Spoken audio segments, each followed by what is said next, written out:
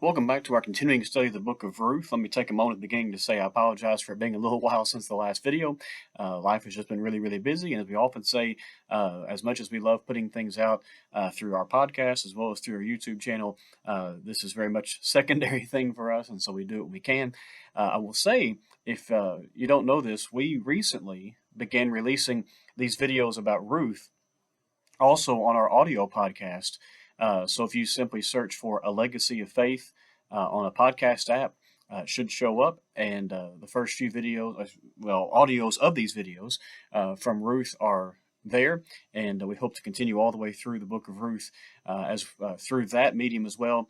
If you subscribe to the podcast, you'll also get a lot of things that Leah and I do together about marriage, family, etc. But we just thought that way this information can get out there as many ways as possible. But we are ready to begin Ruth chapter 2. And the section we're going to be talking about in this video is one of the longer sections we'll study. We try to take these in just smaller chunks, but this is a section we need to deal with together.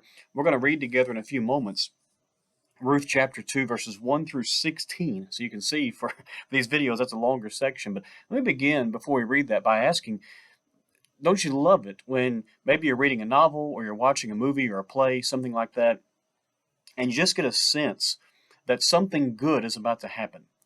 Maybe the tone of the music changes, or maybe the lighting changes just a little bit, and it seems a little more hopeful, and you start to think that maybe, just maybe, that the narrative is going to change for the better. Well, that's basically what happens at the end of Ruth chapter 1. You'll recall that Ruth chapter 1 is mostly just a devastating and deeply emotional chapter as it is unfolded from beginning to almost right at the end. But the final line of that chapter seems to be where, to use the illustration, sort of the music moves from a dirge to something a little more hopeful. As chapter 1 ends with the line, "And they came to Bethlehem at the beginning of barley harvest." The they, of course, being Naomi and Ruth. Now, that detail may seem like a small thing, but that one notation provides at least some level of hope at the end of a very difficult and emotional section of Scripture. One writer talking about that said this, quote, "When we are told that harvest time is now beginning, we are being given a hint that we are also on the verge of a spiritual harvest of God's grace in Ruth and Naomi. Have plowing and sowing given way to reaping?" And he asks that as a question. Of course, we anticipate the answer is yes. If we've read the book, spoiler alert, we know the answer is yes. But if we're reading this for the first time, we just don't know. And so that's going to be true for the opening lines of chapter 2. While three women, Naomi and Ruth and in a little bit lesser way Orpah, have dominated the opening chapter, it's almost as if the author is just thrilled to finally introduce a new person into the story. The man named Boaz is going to be heroic in a lot of ways, and the tone of the book begins in a more hopeful way as he enters the account. So let's read together Ruth chapter 2, verses 1 through 16, and then we're going to dive into these verses one by one. Now Naomi had a relative of her husband's, a worthy man of the clan of Elimelech, whose name was Boaz. And Ruth the Moabite said to Naomi, "Let me go to the field and glean among the ears of grain after him in whose sight I shall find favor." And she said to her, "Go, my daughter." So she set out and went and gleaned in the field after the reapers, and she happened to come to the part of the field belonging to Boaz, who was of the clan of Elimelech. And behold, Boaz came from Bethlehem. And he said to the reapers, "The Lord be with you." And they answered, "The Lord bless you." Then Boaz said to his young man, who was in charge of the reapers, "Whose young woman is this?" And the servant who was in charge of the reapers answered, "She is the young Moabite woman, who came back with Naomi from the country of Moab. She said, 'Please let me glean and gather among the sheaves after the reapers.' So she came, and she has continued from early morning until now, except for a short rest." Then Boaz said to Ruth, "Now listen, my daughter, do not go to glean in another field or leave this one, but keep close to my young women.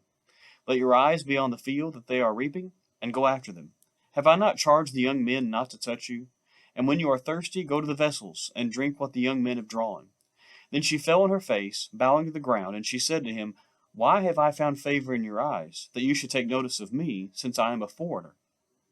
But Boaz answered her, "All that you have done for your mother-in-law, since the death of your husband, has been fully told to me, and how you left your father and mother and your native land and came to a people that you did not know before.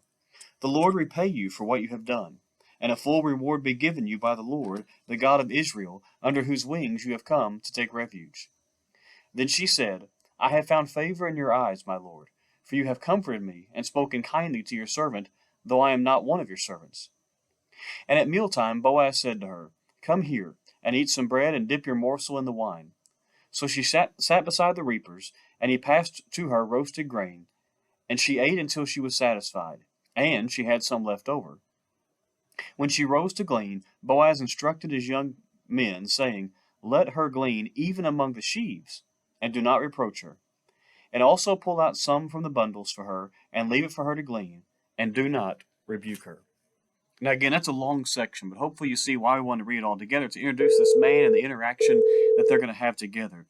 And it's remarkable how the man Boaz enters the narrative. We're told that he's a relative of Naomi, more accurately, of her deceased husband, Elimelech, but at first, Ruth doesn't know that. And it's coincidental that Ruth meets him first, but at first, Naomi doesn't know that. And so, for a short section of time, the reader knows both connections, while neither Ruth nor Naomi has pieced it all together. And so, we're going to deal with these verses that come prior to that connection being made, where they figure out what's going on. Now, of interest, the narrator tells us that Boaz is a worthy man of Elimelech's clan.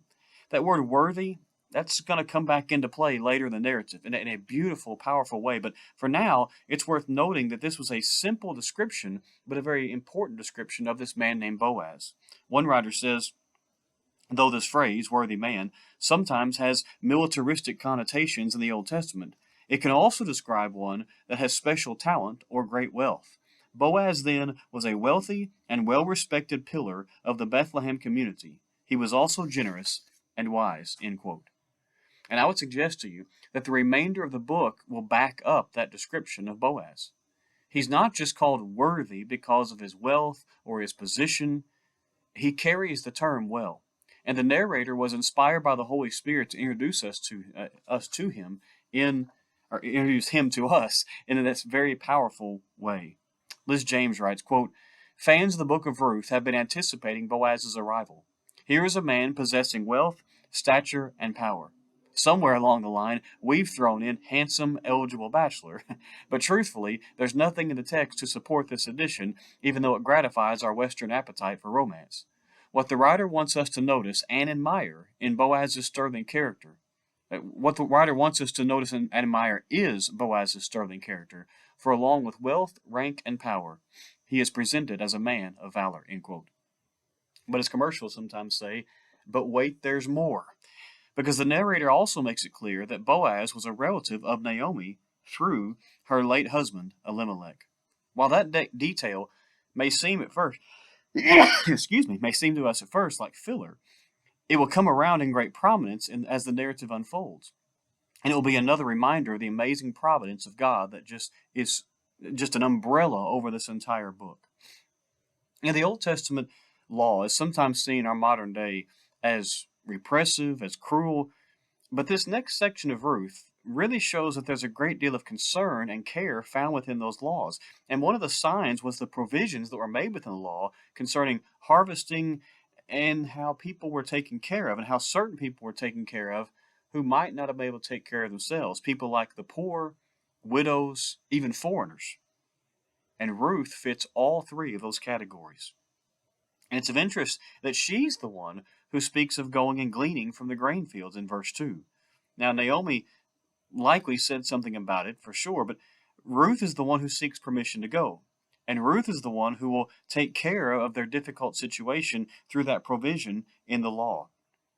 The law had a lot to say about what's known as gleaning, just coming in afterwards and taking parts of the land. You could do the edges of the field and those sorts of things. And it was to be left for them.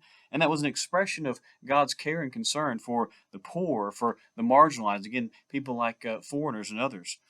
If you want to read about it, you can do so in Leviticus chapter 19, verses 9 and 10, and also Leviticus 23 and verse 22.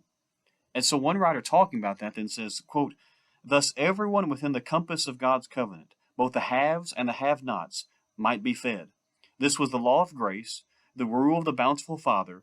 Grace and graciousness were written into the commandments he had given his people, end quote. But I would suggest to you there might have been, and that's all we can say is might have been, some very natural trepidation in Ruth's voice as she asks this question of Naomi. Notice she doesn't just request to go glean anywhere. She specifically requests to glean in fields after him in whose sight I shall find favor. Possibly those words are hopeful, and I think they are to some degree, but it's also possible that Ruth wonders if there is anyone who will show favor to her. And remember how the book of Ruth had begun. We're in the period of the judges. This was overall a very dark period in Israel's history. Was there really any way to trust that anybody would actually follow the law of Moses about such things as taking care of foreigners and gleaning? Maybe that's in the thinking of Ruth. But still, she's granted permission by her mother-in-law to go. And as was custom, she went after the reapers, verse 3 tells us, to do her work, which would have included plucking grain from the very edges of the corners of the field and or grain that was simply missed by the workers. But the narrator then gives away the story in verse 3. She happened to come to the part of the field belonging to Boaz, who was from the clan of Elimelech. She happened to do that? Was this just luck or chance or coincidence? Is it just an oddity? Well, we know, of course, it's not. The narrator is putting this in words that make the most sense to us, but that also pique our interest. Not only was this the right field, it was the right part of the right field, because likely this was some type of collective or family field with each head of a household over a particular section. And so of all the fields, Ruth just happened to come to this one. And of all the sections of that one larger field, she just happens to be in the portion belonging to Boaz. She just happens to be there. Boaz comes on the scene in the narrative in about as wonderful way as positive. In fact, the narrator sort of wants him to burst onto the scene. Verse 4 begins with the words, and behold. In other words, open your eyes because the story is about to take a turn. Boaz has workers, but he treats them well. In fact, the first words out of his mouth in the entire book were words that are said to his workers, but that honor the Lord. When he says to them, the Lord be with you. And it's also of some significance. This doesn't seem to be out of the ordinary because the workers respond, the Lord bless you. Hardly anywhere else in Scripture does someone come on the scene in a more positive light than does this man from Bethlehem. I love this paragraph about him, written by a writer about the book of Ruth. She says, what sounds at first like a simple hello and good morning actually puts a stake in the ground to distinguish this barley field from any other place on the planet. Greetings couched in the richly intentional language of liturgy. The Lord be with you, answered by the Lord bless you, should cause us, and almost certainly did cause Ruth, to sit up and take notice. Expectations soar, not in anticipation of a budding romance, but of something far more earth-shaking, for the speakers are openly summoning Yahweh to be present among them. In a few brief words, we are suddenly presented with a hint that by wandering into this particular barley field, the grieving, impoverished, socially isolated Ruth has discovered sanctuary, end quote. So, with that introduction to him given then, Boaz's attention is drawn to Ruth. She was obviously a young person, able, diligent, working, etc. But what's important to note, at least in part, is what Boaz doesn't talk about. There's obviously an interest, and there will be an attraction as time goes along, and maybe somewhat immediately. But he first asks who she belongs to. Instead of focusing on her physical beauty or outward attraction, those sorts of things, Boaz is focused on her family line and on caring for her. His interest in who she belongs to would be to make sure she's reaping it all, and if so, that she's safe in doing that. Boaz is an amazing individual, and that's seen in how he first considers not only Ruth, but everyone. Steve Zeisler wrote, when Boaz took notice of Ruth, it was not because he was sexually attracted to her. Rather, it was because he was always interested in all people, in their welfare, and in seeing God bless their lives. He viewed Ruth not as an object of sexuality, as many men immediately would, but as a person, as a living soul, end quote. It's then that Boaz is told that she should be gleaning because she's a foreigner. And further, she's related to Naomi, who's a widow. Ruth, of course, is also a widow, but that's not known at the point, and that's not reported at the point, I should say, and that's not yet of great concern in the account. But further, the report is given that Ruth asked permission to be gleaning and gathering, which showed a knowledge of the law of Moses, and that she's been working all day. Did you notice in the text with only a short rest? She's rested, but she didn't spend very long doing that. She's a worker.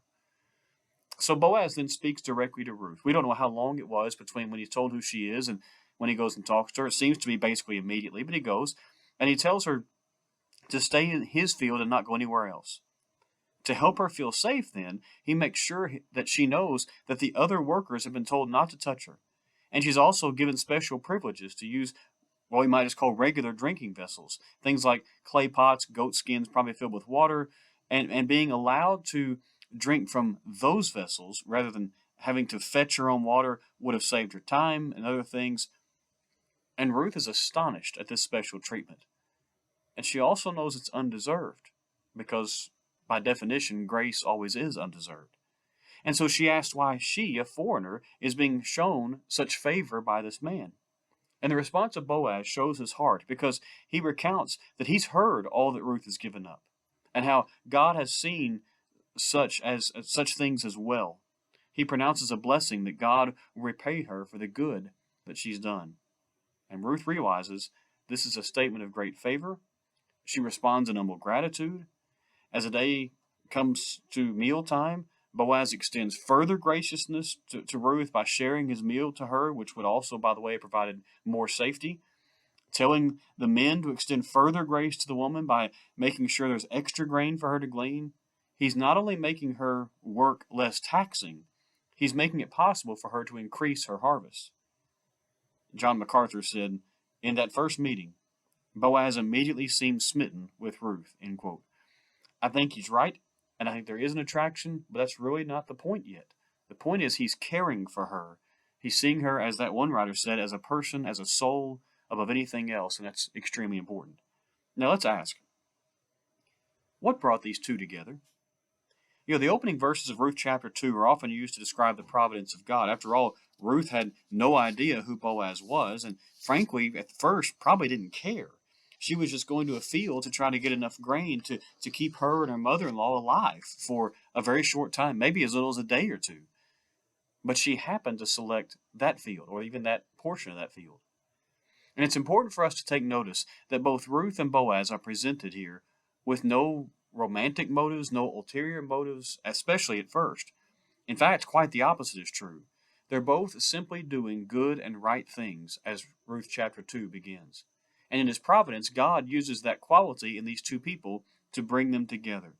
This is a longer quote than what I usually read on these videos, but I want you to hear this. This is beautifully said by Steve Zeisler. He said, quote, neither Ruth nor Boaz had any thoughts of romance or finding Mr. Right or Miss Right at that moment. From a human perspective, Ruth and Boaz seem to be brought together by pure coincidence. But the more important perspective is God's perspective. From a divine perspective, we can see that Ruth and Boaz were brought together precisely because they were not thinking of themselves but others. Ruth was there because of her servant attitude toward Naomi. Boaz was there because of his servant attitude toward his workers. God was able to arrange the circumstances for their meeting because both Ruth and Boaz had a heart for others, end quote. That is a powerful reminder for us. If we're living to the glory of God, and that includes in service to others, it's far more likely that we're placing ourselves in situations where God can just happen to use that situation and use us for a better good, a greater good, maybe even an ultimate good. But what also brings these two together and seems to cause a quickly budding romance of some degree is they simply knew what it meant to be a godly man and a godly woman. There's nothing forced about their words or actions, but instead graciousness and kindness and compassion just flow from both of them. Too many people try to force some sense of masculinity or femininity in our culture, but these two, living thousands of years ago, show us what it looks like to simply be godly and to express a proper and healthy view of each other in safety and graciousness. While God is always working behind the scenes via his providence, we are more likely to see his handiwork in retrospect if we're walking in his ways. Like the Hebrew language, providence can only be read in reverse. But for those who are faithful, we can, like Paul, see plenty of times we must say, perhaps God's hand caused things to work out in a certain way. You'll see his wording that way in Philemon, verse 15. But even if we struggle with that, living in a way that is like the character of Boaz and Ruth helps us to understand a passage like Romans 8:28 better. We may not see it in the moment, but we can know that good will come from all things because God works them that way. Boaz and Ruth, they can't know that yet, but they will soon begin to put the pieces together. And as they do, their lives are enriched, and the rest of the book will make it clear that our lives, centuries later, are changed also by their faithful walk thousands of years ago. This is a powerful section of Ruth. The man Boaz becomes a hero, and I hope that we are introduced to him in a beautiful way and be reminded of that, but also of the character of both these individuals, Boaz and Ruth, that just shine forth. In the next video, we will actually finish Ruth chapter 2. We spent so much of our time in the bulk of it here that there's not a whole lot of it left, but the final paragraph from verse 17 through verse 23 really begins to have the book picking up steam, and we look forward to studying that together. We hope you'll subscribe to our channel as well, again, as a podcast. You'd rather hear the audios of these as well as other things that Leah and I do together. We hope to produce more videos very soon and more podcasts very soon. We hope this has encouraged your Bible study. Thank you for watching, and keep watching.